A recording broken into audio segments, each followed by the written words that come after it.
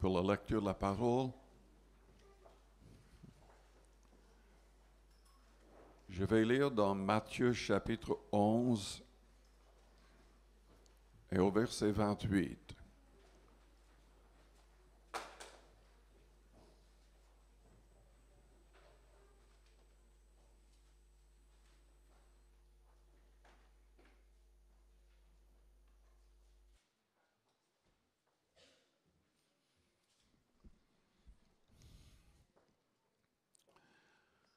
Matthieu chapitre 11 et au verset 28.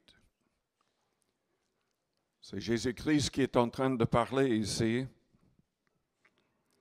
Venez à moi, vous tous qui êtes fatigués et chargés, et je vous donnerai du repos. Prenez mon joug sur vous et recevez mes instructions, car je suis doux et humble de cœur, et vous trouverez du repos pour vos âmes. Car mon joug est doux et mon fardeau léger. Jésus-Christ dit à tous, venez à moi. Il est la seule solution pour le monde. Il est le seul vrai sauveur. Prions le Seigneur avant d'aller plus loin.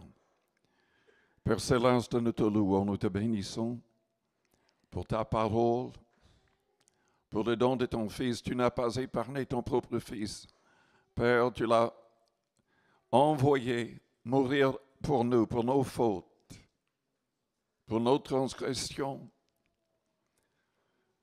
Père, aide-nous à pouvoir marcher de manière digne de son sacrifice.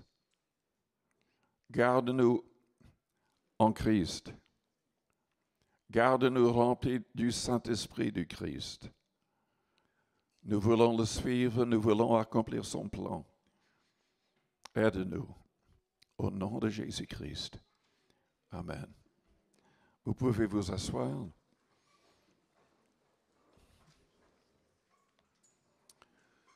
Cet après-midi, je voudrais parler de ce qui éloigne les hommes de Dieu. Je voudrais parler de 7 choses qui éloignent les hommes de Dieu. Tout d'abord, ce qui éloigne les hommes de Dieu, ce sont les fausses religions, les religions inventées, ou les sectes inventées par les hommes. Nous voyons le problème dès la Genèse dans la Bible avec 2 frères, Caïn et Abel. Abel offre un sacrifice avec le sang. Caïn offre un sacrifice de légumes de son jardin. Dieu rejette le sacrifice de Caïn et il lui parle directement. Mais au lieu de changer, au lieu de se repentir, au lieu de faire comme son frère avait fait, parce que vous savez que dès le départ, Dieu a choisi le sang comme moyen d'expiation pour les péchés de l'humanité. Il est vrai que le sang des animaux ne pouvait pas vraiment ôter les péchés, mais c'était symbolique jusqu'au moment où le Christ viendrait donner sa vie sur la croix du Calvaire, selon les prophéties. C'est incroyable, mais quand, en dépit de ce que Dieu lui a dit du ciel, il ne veut pas accepter le plan de Dieu. Il voulait que Dieu accepte sa religion inventée. Le monde est rempli de plus de 3000 fausses religions. Mais Jésus-Christ, quand il est venu, il a dit, je suis le chemin, la vérité et la vie. Nul ne vient au Père que par moi. L'apôtre Pierre a dit dans Actes 4, verset 12, qu'il n'y a aucun autre nom donné parmi les hommes par lequel nous devions être sauvés. Il n'y a que la foi dans le nom de Jésus-Christ qui peut sauver un homme. Et Jésus-Christ lui-même a dit à ses disciples, selon Actes 10 au verset 42, que c'est lui-même qui jugera les vivants et les morts, selon ses propres commandements qui lui ont été donnés par le Père céleste.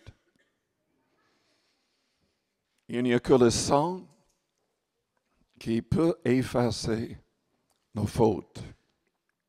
L'apôtre Jean a écrit dans 1 Jean, chapitre 1er, au verset 7, que si nous marchons dans la lumière comme il est lui-même dans la lumière, nous sommes mutuellement en communion et le sang de son Fils nous purifie de tout péché. Ce n'est pas le simple fait de dire « je crois en Jésus-Christ qui va nous sauver », mais c'est le fait de marcher véritablement dans la lumière de sa parole, le fait de mettre en pratique les commandements du Seigneur. Je l'ai souligné ce matin, selon Jean 14 au verset 15, c'est la seule manière de recevoir l'Esprit du Christ. C'est prouver notre amour pour le Christ en mettant ses commandements en pratique. Car alors, le Seigneur priera le Père et le Saint-Esprit nous sera donné. Le ciel n'est pas pour n'importe qui, c'est pour celui qui reçoit l'Esprit du Christ en lui. Paul a écrit, Christ en vous est l'espérance de la gloire. Et Jésus-Christ doit nous transformer. Nous sommes sauvés par grâce. Selon Éphésiens chapitre 2, à partir du verset 8. Nous devons être l'ouvrage du Christ, la création du Christ. Dieu nous a donné une mesure de foi. Il a donné cette mesure de foi à tout homme. Nous pouvons étouffer cette foi ou la faire grandir. Nous pouvons l'oublier ou l'utiliser pour rencontrer le seul vrai sauveur du monde. Si nous prions avec foi, si nous prouvons notre amour envers le Seigneur par l'obéissance à sa parole, nous recevrons son esprit. C'est son esprit en nous qui va nous ressusciter pour la vie éternelle. Paul en parle dans Romains chapitre 8. Mais les religions inventées par les hommes, les sectes inventées par les hommes, c'est ce qui éloigne les hommes de Dieu. Et nous devons être sur nos gardes, car en fait, je dis inventées par les hommes, mais en fait, c'est le diable, ce sont les démons derrière tout cela. Les hommes sont manipulés. Nous ne pouvons pas accepter quoi que ce soit qui change le message de l'Évangile que nous avons dans le Nouveau Testament. Paul a écrit dans Galates chapitre 1er à partir du verset 6 que si un ange ou si un homme vient avec un autre évangile, qui soit anathème, damné, maudit pour l'éternité, il a répété 2 fois. Dans 2 Jean chapitre 1er au verset 9, l'apôtre Jean a dit, si quelqu'un ne demeure pas dans la doctrine du Christ, mais va plus loin, cette personne n'a point Dieu. Nous ne pouvons pas ajouter à ce qui est dans le Nouveau Testament.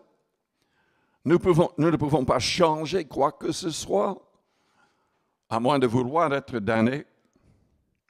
Selon 1 Corinthiens chapitre 15, nous n'avons pas le droit de changer même les termes utilisés par les apôtres pour présenter l'Évangile. Jude en parle aussi. Au chapitre 1er, au verset 3 et 4, ce qui sauve est clairement révélé dans le Nouveau Testament. Tout ce qui est changé, tout ce qui est ajouté, va causer la perte de celui qui accepte ces changements.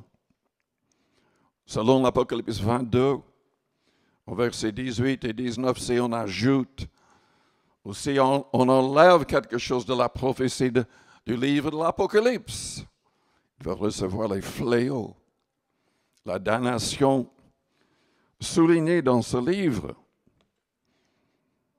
les fausses religions, tout ce qui est inventé par les hommes, qui n'est pas dicté par Dieu, va damner les hommes.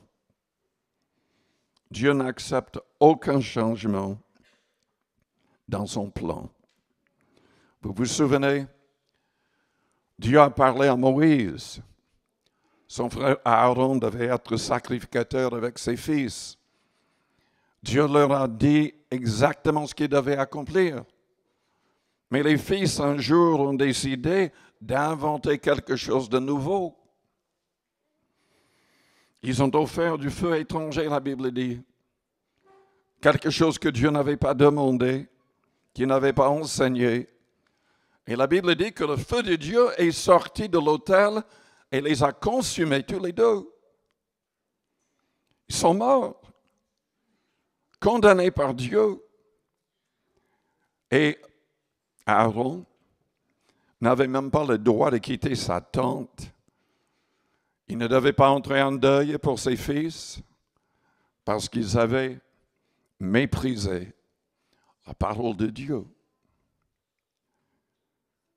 Dans Timothée chapitre 4, nous voyons que nous devons être sur nos gardes, car dans toutes les églises, il y aura des gens trompés, des gens qui vont essayer de diviser.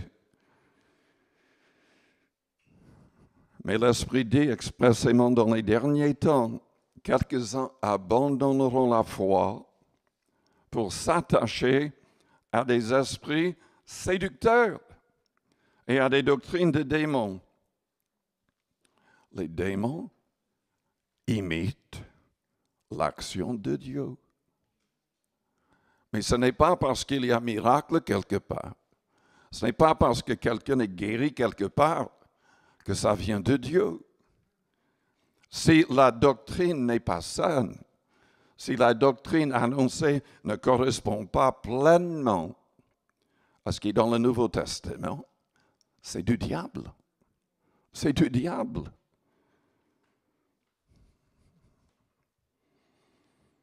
Les mauvaises imaginations éloignent les hommes de Dieu. Satan se sert de la télé, du cinéma, de la pornographie, sur l'Internet, pour souiller les cœurs des hommes, pour les éloigner de Dieu.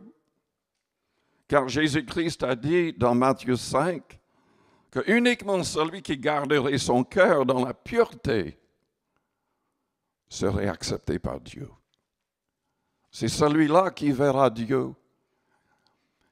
Évidemment, parce que nous sommes dans le monde, parce que les images sont partout, on peut être souillé. Bien, nous avons la possibilité de chasser ces pensées au nom de Jésus-Christ.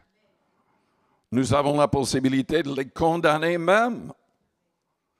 La Bible nous dit dans Éphésiens 5 que nous devrions condamner toutes les œuvres infructueuses des ténèbres. Et Dieu, il voit ce qui est dans notre cœur. David a dit, je ne mettrai rien de mauvais devant mes yeux. Dans le psaume 101, nous devons devenir de vrais disciples de Christ, qui signifie que nous serons disciplinés. La Bible nous invite à veiller sur nos cœurs, plus que toute autre chose, car de lui viennent les sources de la vie. Jésus a dit, n'oubliez pas la femme de Lot. Dieu a envoyé 2 anges pour sauver la famille de Lot, sachant que les villes de Sodome et de Gomorrhe seraient détruites à cause de son orgueil, de leur manque de repentance, à cause de leurs actes d'homosexualité et de violence. Mais l'ange leur a dit, ne regardez pas en arrière. Sauvez-vous, allez vers les montagnes. Mais elle a regardé en arrière parce que Sodome était dans son cœur. Le monde était dans son cœur.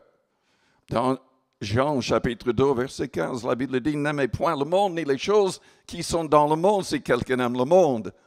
L'amour du Père n'est pas en lui.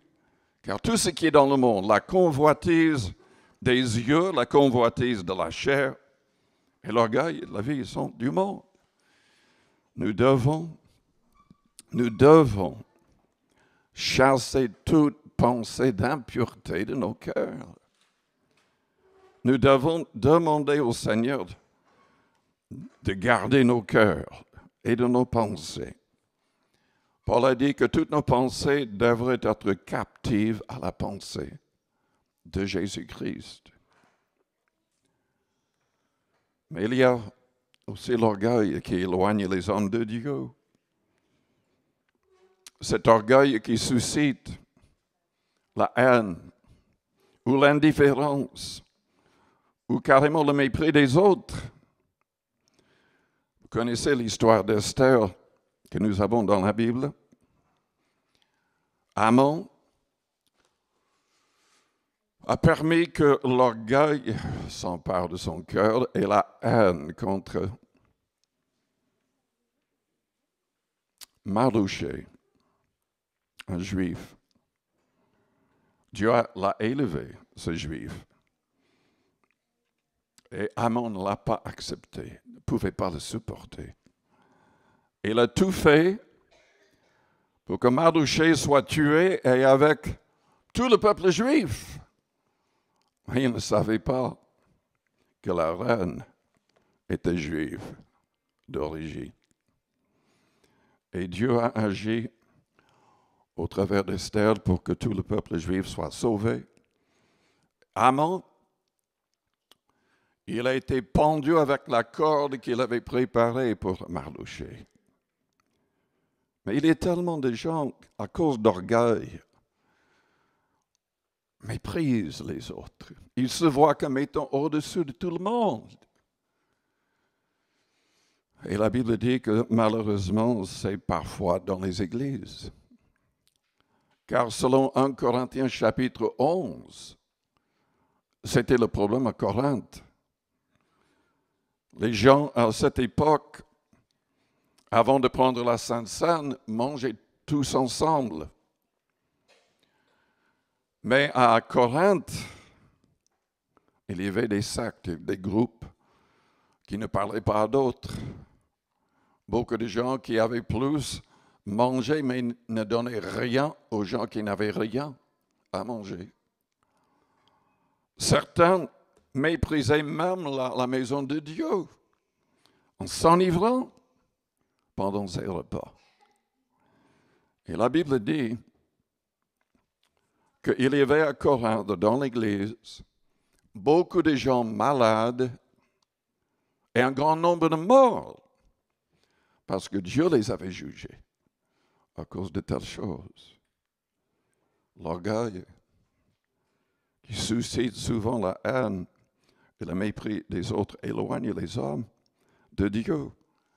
Et l'apôtre Jean a écrit dans ses épîtres, « Celui qui est son frère ne peut pas aimer Dieu. C'est un meurtrier. Et les meurtriers n'ont pas la vie éternelle. » Mais la Bible souligne aussi que les excès qui manifestent souvent un manque de crainte de Dieu éloignent les hommes de Dieu. Dans le livre du prophète Daniel, nous avons l'histoire de Belshazzar, dans Daniel 5. Il n'avait aucune crainte de Dieu. Nous avons de plus en plus de gens qui fréquentent même les églises qui n'ont aucune crainte de Dieu. Des gens qui prient, qui ont même l'audace de témoigner, tout en vivant dans le péché. Je n'oublierai jamais, quand j'étais jeune prédicateur, je n'étais même pas encore reconnu comme pasteur, mais un pasteur âgé m'a demandé de venir travailler avec lui. Et un mercredi, je devais prêcher, je devais enseigner. Et un homme arrive à l'église, il donne son témoignage. Il est avec une femme enceinte. Mais en fait, ce n'était pas sa femme. C'était un pasteur qui avait divorcé sa femme quand elle était malade à l'hôpital et qui s'est marié avec cette autre parce qu'elle était enceinte de lui. Il a eu l'audace de se lever en parlant de toutes les bénédictions de Dieu dans sa vie. Devenez ce que le Seigneur avait mis sur mon cœur pour la prédication de ce soir-là. Il m'avait donné un message concernant le divorce, le remariage. Il était tellement en colère après avoir entendu le message qu'il a dit à quelqu'un d'autre qu'il allait chercher un fusil pour me descendre.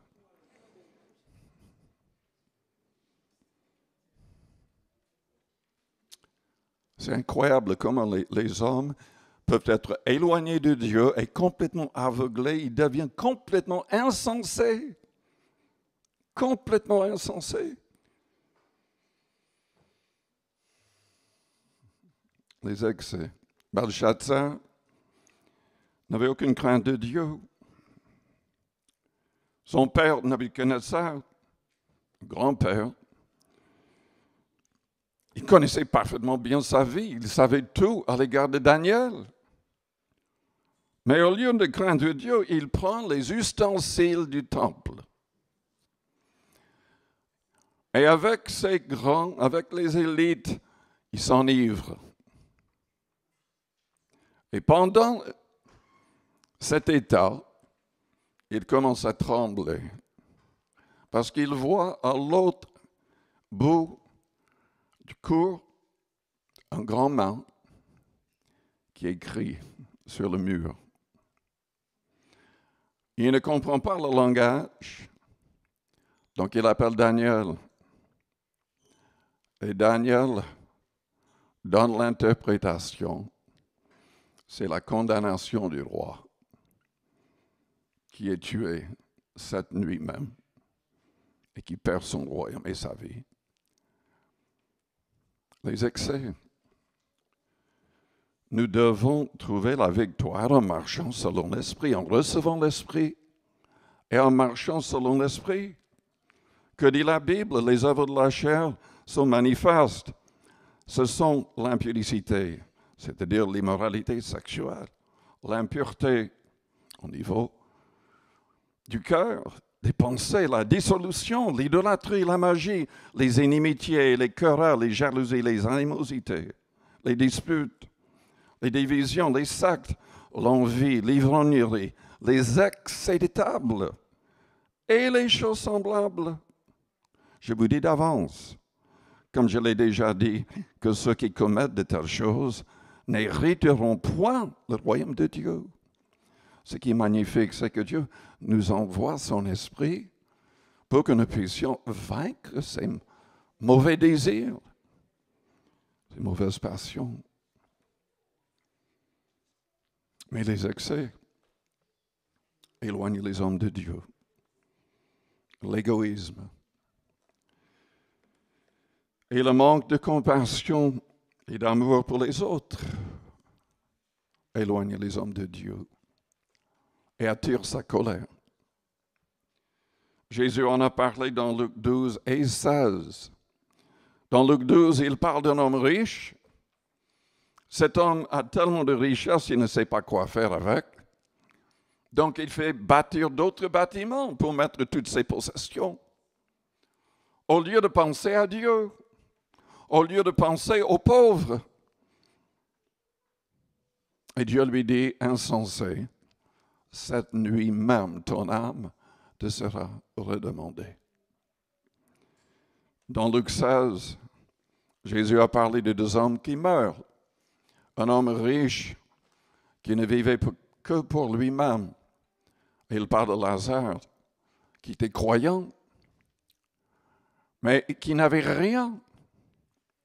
Il était dans la rue, pas très loin de la table du riche.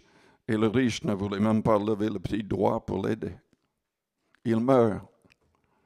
Il n'a que des chiens qui viennent lécher ses ulcères. Mais au moment de la mort, cet homme, parce qu'il était croyant, a été porté par les anges jusque dans le paradis. Mais l'homme riche, il ouvre ses yeux dans des tourments éternels. L'égoïsme. Jésus-Christ a dit, aimez. Aimez même vos ennemis. Priez pour eux. Faites-leur du bien. Il a dit dans le contexte de l'Église, aimez-vous les uns les autres comme je vous ai aimé. Jésus aimait les pires des hommes. Il priait pour eux. Il priait de la croix, Père, pardonne-leur car ils ne savent ce qu'ils font. Et il veut que nous puissions aimer de la même manière. C'est l'amour qui nous rapproche de Dieu. Il est le manque de pardon. Et le refus de demander pardon qui éloigne les hommes de Dieu. On peut penser à Adam et à Ève au début de l'histoire biblique. Ce n'était pas le simple fait d'avoir mangé ce que Dieu avait interdit qui les a séparés d'avec Dieu. C'est qu'ils n'ont jamais accepté que c'était un péché. Ils n'ont jamais regretté ce qu'ils avaient fait. Ils n'ont jamais demandé pardon à Dieu. Et même après avoir été chassés de sa présence, ils n'ont jamais fait quoi que ce soit pour revenir à Dieu. Pas une seule fois.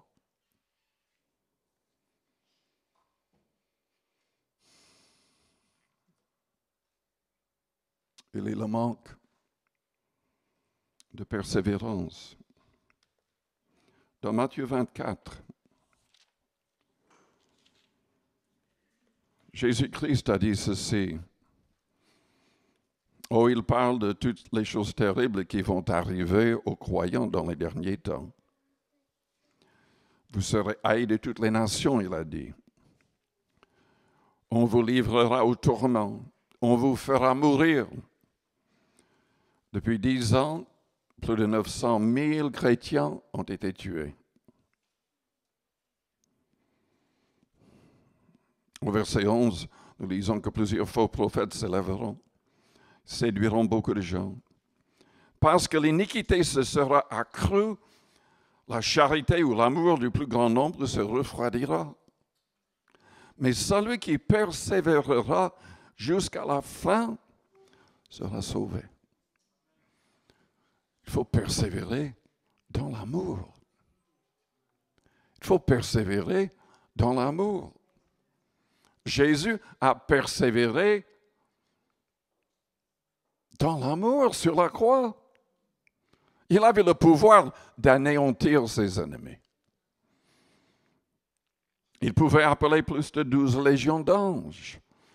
Mais il a dit, Père, pardonne-leur, car ils ne savent ce qu'ils font. Pardonne. Jésus-Christ a lutté jusqu'au sang contre le péché afin de pouvoir nous sauver. Et il nous appelle, le Père Céleste nous appelle à devenir comme Jésus-Christ. Jésus lui-même veut nous aider. Il a dit, si donc le Fils vous affranchit, vous serez réellement libre. C'est lui qui libère du pouvoir du péché.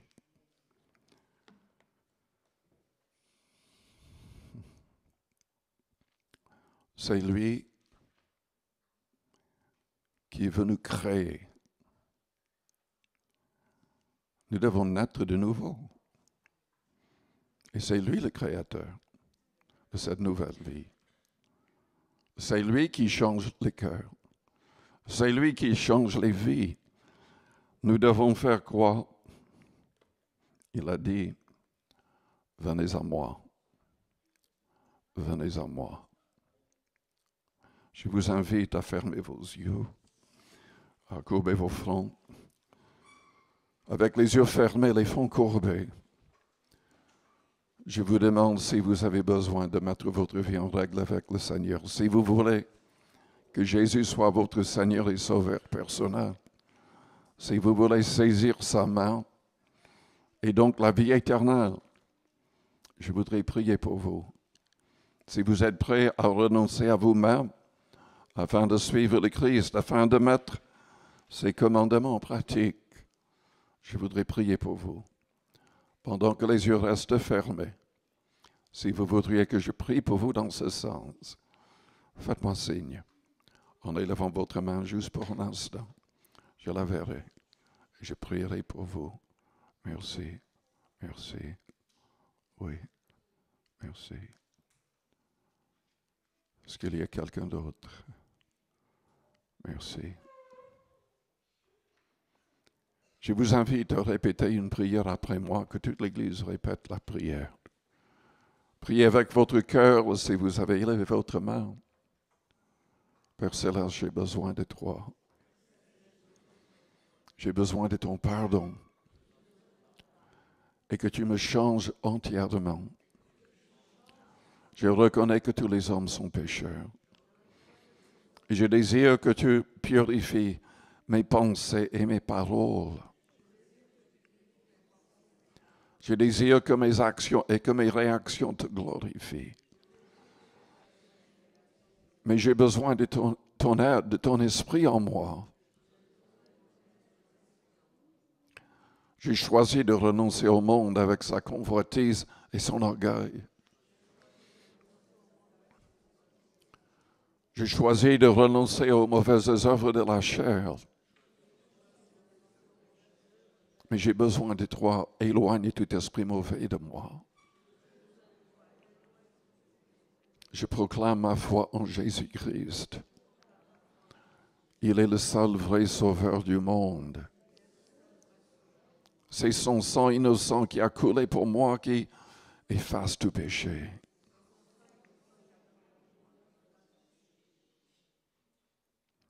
Que ton esprit vienne en moi. Rends-moi sensible à la voix du Saint-Esprit. Que je puisse mettre en pratique tous tes commandements, Seigneur.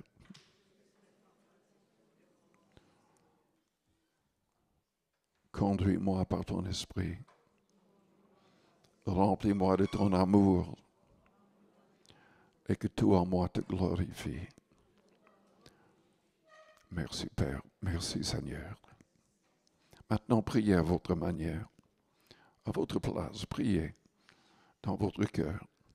La Bible dit, si nous confessons nos péchés, il est fidèle et juste pour nous les pardonner et pour nous purifier de toute iniquité.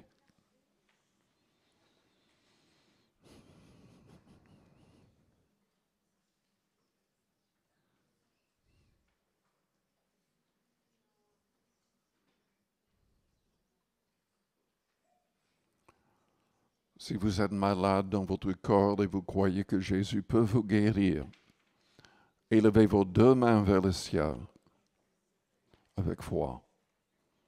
Et nous allons prier pour que Dieu accomplisse un miracle en vous. Père Céleste, tu connais nos faiblesses. Et nous savons qu'aucune maladie n'est trop forte pour que tu ne puisses pas guérir. Tu as promis de pardonner tout péché et de guérir toute maladie. Nous croyons ce que tu as dit. Et nous prions au bon nom de Jésus-Christ de Nazareth que tous les malades soient guéris.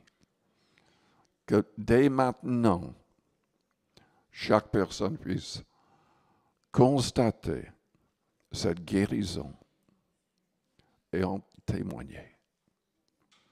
Merci Père, au nom de Jésus-Christ. Amen. Si vous voulez être fort en Christ, développez une vie de prière et remerciez Dieu pour toutes choses. Lisez et méditez la Bible chaque jour, jour et nuit. Témoignez. Faites le maximum pour aider les autres dans l'Église. Nous devons veiller les uns sur les autres. Jésus a dit à Pierre, si tu m'aimes, paie mes agneaux, paie mes brebis. Il voulait qu'il prenne soin de l'Église. Et selon Hébreux chapitre 10, nous sommes tous appelés à veiller les uns sur les autres et de prendre soin les uns des autres spirituellement.